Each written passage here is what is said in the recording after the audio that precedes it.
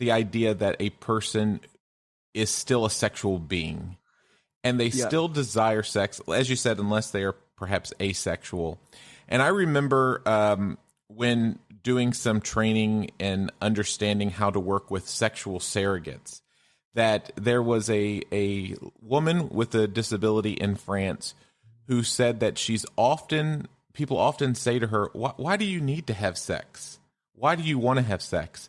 Do you find that this is something that is commonly said to people with disabilities? Yeah, all the time. Why do you need sex? Shouldn't you be focusing your efforts on things like ramps and things like the elevators? And shouldn't you be focusing more on accessibility than like sex?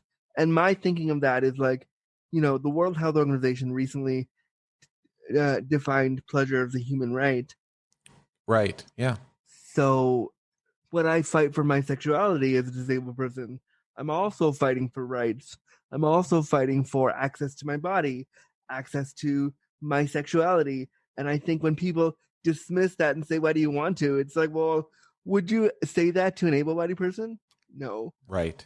Why does my wanting sex have to be this special thing? Why can't I just want it like you want it?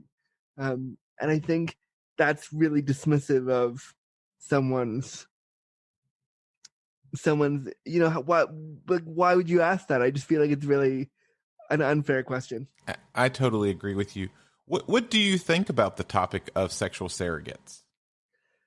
I you know I have never worked with a surrogate, but I do work pretty predominantly with sex workers Mm-hmm. to have my needs met. And I actually, well, in the last 3 years, I've only worked with sex workers to have my needs met because I can build a relationship with them around what I want and what I need, and we can build a relationship that way. So I think it's a great idea. I think that it can really help disabled people feel comfortable in their bodies and learn about sex in a safe space for themselves.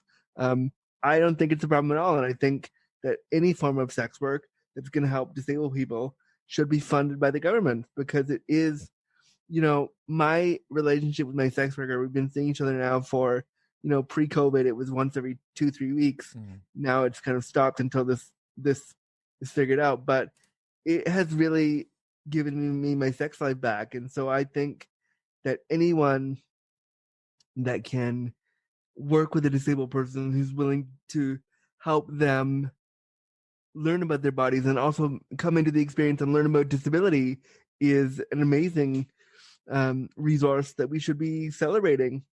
Do you believe that it is very empowering for the person living with a disability? 100%, I think it is. My experience with my sex worker has been some of the best sex I've ever had, and also just to be able to have that intimacy with somebody is so that's more important to me than just the sex part. Right. Being able to be naked in a room with somebody because I want to be and they want to be with me, and to not have to worry about what they're going to think or if they're going to run away or if they're going to feel awkward, to know that my body has value for them in that moment is really empowering. 100%.